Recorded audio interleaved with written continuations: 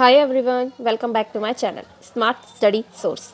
आज की वीडियो में मैं आपको इंपॉर्टेंट टॉपिक्स और इंपॉर्टेंट क्वेश्चंस बताने जा रही हूँ BPSCT 137 के, जो कि दिसंबर 2023 एग्जाम के लिए मस्ट डू हैं कि आपको वो क्वेश्चंस करके ही जाने हैं। अगर आप उस चैप्टर से कोई और टॉपिक नहीं करते हैं तो उस चैप्टर के रिगार्डिंग आपको ये टॉपिक तो करके जाने हैं, और इसीलिए मैंने आपको हर एक यूनिट में से इंपॉर्टेंट टॉपिक और क्वेश्चंस मेंशन करे हैं इस वीडियो में। मैं आशा करती हूँ ये वीडियो आपके लिए हेल्पफुल रहेगी। If you are new to my channel please subscribe to smart study source and like, share and comment to my video. और प्लीज़ इस वीडियो को ज़्यादा से ज़्यादा शेयर करें ताकि आपके दोस्तों की भी मदद हो सके। Let's start.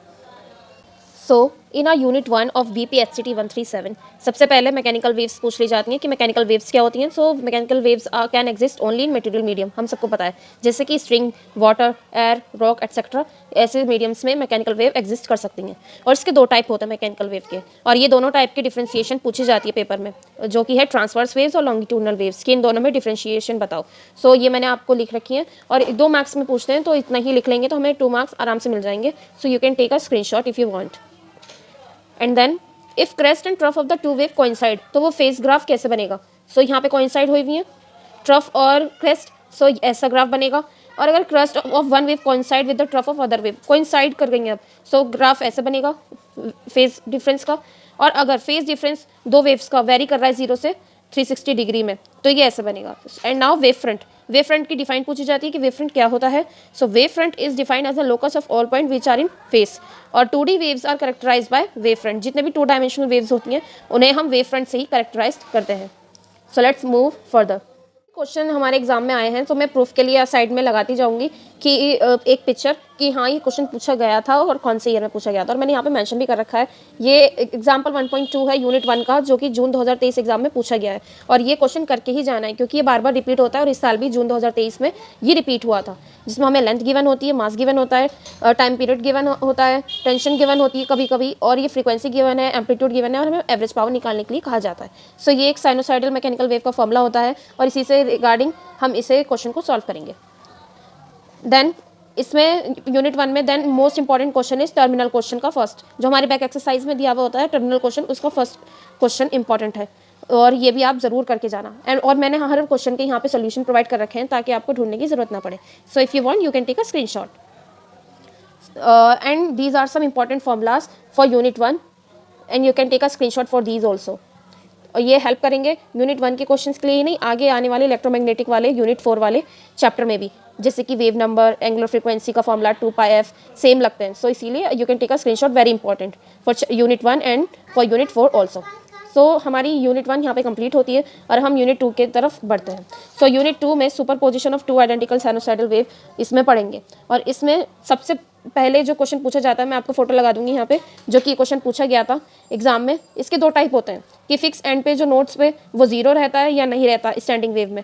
ये टाइप 1 है, ये ऐसा क्वेश्चन आएगा, मैंने फोटो लगाई है स्क्रीन पर, आप देख सकते हैं। ये वाला आपको आंसर लिख के आना है। You can take a screenshot if you want. Let's move further for the type 2 question. For this type 2 ये क्वेश्चन शुरू होता है, is it true that the standing wave formed on a string. इसमें displacement और velocity हमें 0 बतानी होती है नोट्स पे कि है या नहीं। इसके लिए आंसर ये रहा, and you can also take a screenshot for this question also. और ये क्वेश्चन भी पेपर में पूछा गया है, इसीलिए मैं इसकी भी फोटो लगा दूंगी साइड में, you can see it as a proof कि क्वेश्चन आया था। नाउ फिर डिफ्रेंसिएशन पूछी जाती है स्टैंडिंग वेव और प्रोग्रेसिव वेव के अंदर, और ये भी 2 मार्क्स में पूछी जाती है कि स्टैंडिंग वेव और प्रोग्रेसिव वेव के बीच में डिफ्रेंसिएशन हमें बताओ। You can take a screenshot if you want. और मैंने हर एक क्वेश्चन के साथ आपको आंसर प्रोवाइड कर रखे हैं ताकि आपकी मदद हो सके और आपका टाइम बच सके, कंजर्व हो सके, और मैं चाहती हूँ आपकी तैयारी बहुत अच्छी हो सके दिसंबर 2023 एग्जाम के लिए। जो मैं आपको टॉपिक्स क्वेश्चंस बता रही हूँ, ये आपको मस्ट डू हैं, ये करके ही जाने हैं। नेक्स्ट, नोट्स और एक्टिव नोट्स क्या होते हैं। वो पॉइंट जहाँ पे 0 डिस्प्लेसमेंट होगी उसे नोट्स कहते हैं, वो पॉइंट जहाँ पे मैक्सिमम डिस्प्लेसमेंट होगी उसे एक्टिव नोट्स कहते हैं। और इसी से रिलेटेड SAQ4 जो हमारी बुक में गिवन होते हैं बीच बीच में यूनिट टॉपिक्स के बीच, उसमें SAQ4 जो है वो एग्जाम में आया था और मस्ट डू है, वेरी इंपॉर्टेंट फॉर एग्जाम। ये मैं हर ये क्वेश्चन भी आपको रिवाइज जरूर करके जाना है, बहुत आसान होता है, पेपर में आया था, मैं फोटो भी लगा दूंगी इसके लिए कि हाँ ये पेपर में आया था या नहीं, प्रूफ के लिए। और इसमें 6 बीट सेकंड गिवन है SAQ 4 में, और 6 बीट और फ्रीक्वेंसी गिवन होती है। उसमें हमें क्या करना होता है, हमें 6 बाहर लिखना होता है और फ्रीक्वेंसी जितनी गिवन होती है उतनी हमें यहाँ लिखनी होती है, और F2 की वैल्यू तो हमें निकालनी है। So F2 is equals to 512 plus minus 6। अब अगर हम 512 और 6 को प्लस करेंगे तो हमारे पास 518 आएगा। अगर हम 512 और 6 को माइनस करेंगे तो हमारे पास क्या आएगा, 506 हर्ट्ज आएगा। सो दोनों वैल्यू हमें ऐसे लिखनी होती है, और ये इतने से 2 स्टेप में ही हमारा सवाल पूरा हो जाता है, और इसीलिए हमें इसमें 3 मार्क्स का क्वेश्चन में आता है। So you can earn those 3 marks very easily. So let's move further. So अब हम पहुंच चुके हैं अपनी यूनिट 3 पे, और आप यूनिट 3 पे ही फ्रंट में ही देख सकते हैं, मैंने यहाँ पे लिख रखा है terminal question second, very important for exam. और ये दिसंबर 2023 एग्जाम में पूछा गया था, तो इसके हाई चांस है कि ये दोबारा से दिसंबर 2023 एग्जाम में पूछा जाए। और आप इधर भी देख पा रहे होंगे कि यहाँ पे speed of sound in air के लिए ऊपर मैंने हेडिंग में लिख रखा है जून 2023 एग्जाम, क्योंकि ये क्वेश्चन इस साल भी पूछा गया था जून 2023 में, कि स्पीड ऑफ साउंड एयर की शो करके दिखाओ गामा KBT अपॉन में M वाले फॉर्मूले में। सो ये मैंने इसका सोल्यूशन भी आपको साथ ही साथ दे रखा है, यहाँ तक है। So you can take a screenshot, और आपको कोई दिक्कत परेशानी ना हो इनके सोल्यूशन ढूंढने में, इसीलिए मैंने आपको सोल्यूशन प्रोवाइड कर रखे हैं हर एक इंपॉर्टेंट क्वेश्चन के। सो ये क्वेश्चन भी जून 2023 एग्जाम में पूछा गया था। So you can take a screenshot.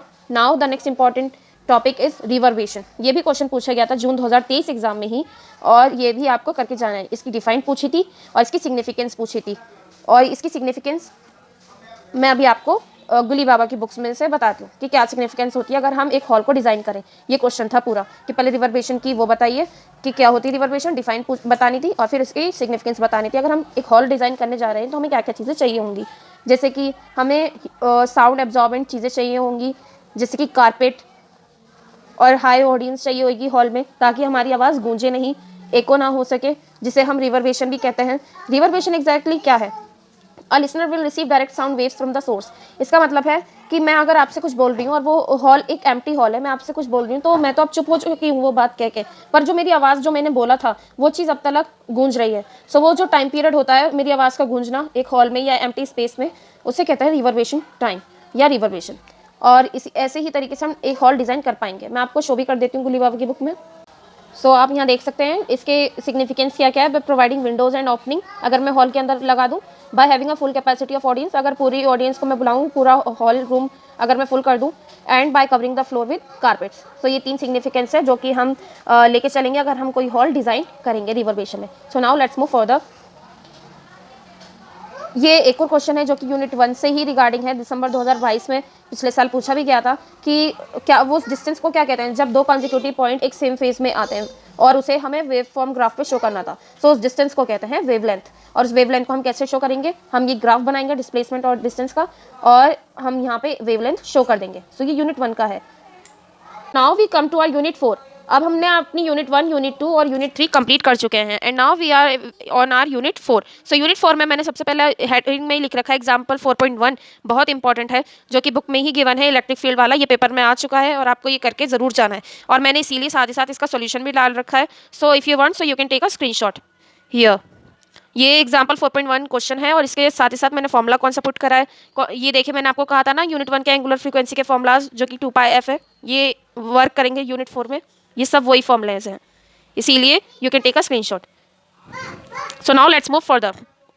सो अब इसका SAQ2 जो है ये इंपॉर्टेंट है, एग्जाम में आता ही आता है, सो प्लीज़ ज़रूर करके जाना।